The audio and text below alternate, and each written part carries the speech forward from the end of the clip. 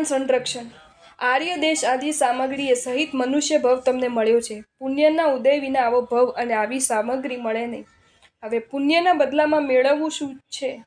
તમારી પુણ્યની મૂડી તો ખર્ચાઈ જ જાય છે, એટલે ઉધાર ખાતું તો ચાલુ જ છે. પણ જમા ખાતાની કઈ દશા છે? જમા ખાતામાં પાપની જ નોંધણી થતી જાય છે કે પુણ્યની નોંધણી પણ થતી જાય છે? પુણ્યની નોંધણી થતી હોય તો તે પાપાનુબંધી પુણ્યની નોંધણી થતી જાય છે કે પુણ્યાનુબંધી પુણ્યની નોંધણી થતી જાય છે? કેવળ નોંધણી જ થતી જાય છે કે તેમાં કાપ પણ પડતો જાય છે? આપણે તો કર્મનો ચોપડો જ ન રહે એ દશા જોઈએ છે. પુણ્ય ખર્ચીને પાપની ખરીદી કરનારા મહાદયાપાત્ર છે, અને પુણ્યના ભોગવટાની દરકાર કર્યા વિના કર્મક્ષયનો જ પ્રયત્ન કરનારા એકાંતે પ્રશંસાપાત્ર અને પૂજનીય છે. આ દ્રષ્ટિ આવે તો આજે કેટલાકોને સાધુઓ દયાપાત્ર લાગે છે તે ન લાગે, પણ પોતે જ સાચા દયાપાત્ર છે એમ લાગી જાય. આ વસ્તુનો ખ્યાલ કરવા જેવો છે. આ વસ્તુ ખ્યાલમાં આવી જાય તો સંસારમાં જે રસ આવે છે તે આવે નહીં. આ વસ્તુ સમજાય તો ઉદાસીન ભાવ આવ્યા વિના રહે નહીં. ઉદાસીન ભાવ આવે તો પાપ કાર્યના યોગ્ય બંધાતા પાપ કર્મનો પડતો બંધ તેવો તીવ્ર ન પડે. ઉદાસીન ભાવ જેમ જેમ ખીલે તેમ તેમ આત્મા મોક્ષના માર્ગે વળે. સાચો ઉદાસીન ભાવ પ્રગટ્યા પછી સંસાર નહીં છૂટે, તો એ સંસાર તેવા પાપનું કારણ નહીં બને. મળેલી સામગ્રીનો ઉપયોગ સંસારની સાધનામાં થશે એ ડંખશે, અને મુક્તિની સાધનામાં જ મળેલી સામગ્રીનો ઉપયોગ કરવાની અભિલાષા થયા કરશે. તમે તમારી સામગ્રીનો ઉપયોગ કયા માર્ગે થાય તો રાજી થાવ છો એ વિચારી જુઓ. સૌથી પહેલાં સાક્ષી આત્માની આવી હોવી જોઈએ. સભા આત્મસાક્ષી હોય પછી અરિહંતાદિની સાક્ષીની શી જરૂર છે? શ્રી અરિહંતાદિકની સાક્ષી પણ જરૂરી છે. આત્માને ઉત્સાહિત બનાવવાને માટે અને પડતો બચાવવા માટે એ વ્યવહાર પણ જરૂરી છે. વ્યવહાર ઇરાદાપૂર્વક ઉડાવવા જેવો નથી. વ્યવહારનું પાલન કરનાર શુદ્ધ ધ્યેયવાળા નિશ્ચય દશા પ્રાપ્ત થાય છે. એ વિના નિશ્ચય દશાની વાત દમ માત્ર છે. ખાવું, પીવું, બોલવું, ચાલવું એ સર્વ વ્યવહાર કરવો અને ધર્મના વિષયમાં ધર્મ વ્યવહારની અવગણના કરવી અને નિશ્ચય દશાની વાતો કરવી એ ખુલ્લો દંભ છે. એવા દંભીઓને શ્રી વિતરાગદેવના શાસનમાં સ્થાન નથી. ધર્મ વ્યવહારમાં અજબ તાકાત છે. ધર્મ વ્યવહારનું પાલન અવસરે આત્માની બગડેલી પણ ભાવનાને સુધારનાર છે. પાઘડી અને ટોપી પહેરવામાં પણ કેટલો ફેર પડે છે. ટોપીવાળા રસ્તે ચાલતા લડી પડશે, પણ પાઘડીવાળાથી એકદમ તેમ નહીં થાય. વાત સામાન્ય, પણ ભેદ કેટલો!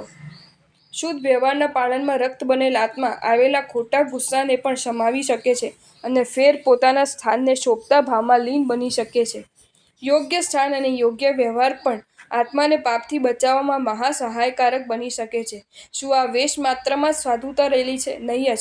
આવો વેશ પહેરી લેવા માત્રથી જ સાધુતા આવતી નથી, પણ આ વેશ આવેલા સાધુતાના પરિપાલનમાં અને તેને ટકાવવા તથા ખીલવવામાં સારી રીતે સહાયક બની શકે છે.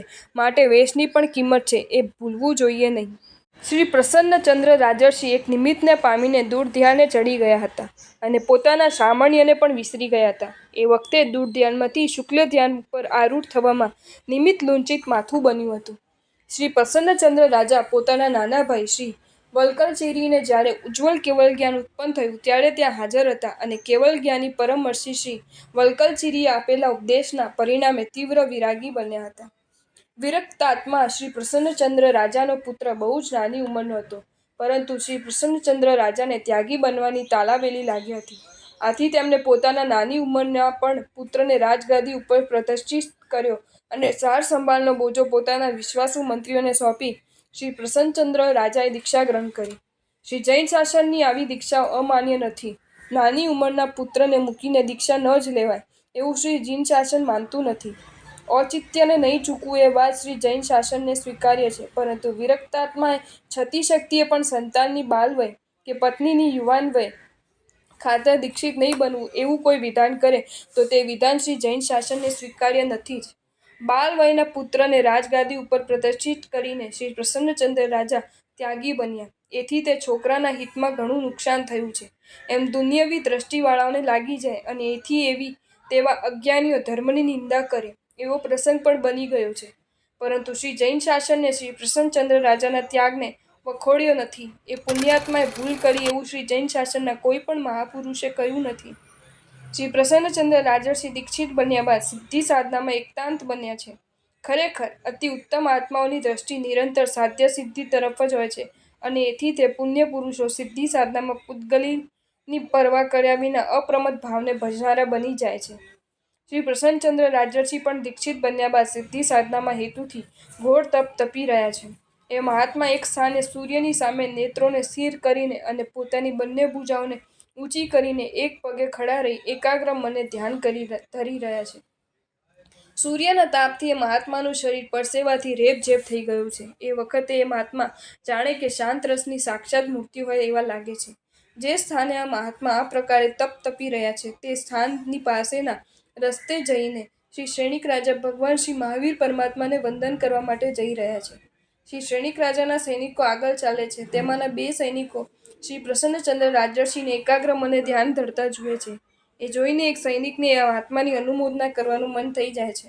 તેના હૃદયમાં શ્રી પ્રસન્નચંદ્ર રાજર્ષિ પ્રત્યે અત્યંત પૂજ્ય ભાવ પ્રગટે છે અને હૃદયમાં પ્રગટેલા તે પૂજ્ય ભાવને તે સૈનિક સહી જ રીતે મુખેથી પ્રકાશિત કરે છે. એ કહે છે કે અહો મુનિઓમાં મત્તંગજ સમાના મહાત્મા વંદનીય છે કે જે મહાત્મા આવા પ્રકારે તપને તપે છે. જો તમને આ વિડીયો ગમ્યો હોય તો આ વિડીયોને લાઇક કરો અને શેર કરો અને આવા જ નવા વિડીયો જોવા માટે જૈન ફેક્ટ્સ એન્ડ સ્ટોરીઝની ચેનલને સબસ્ક્રાઈબ કરો. ધન્યવાદ.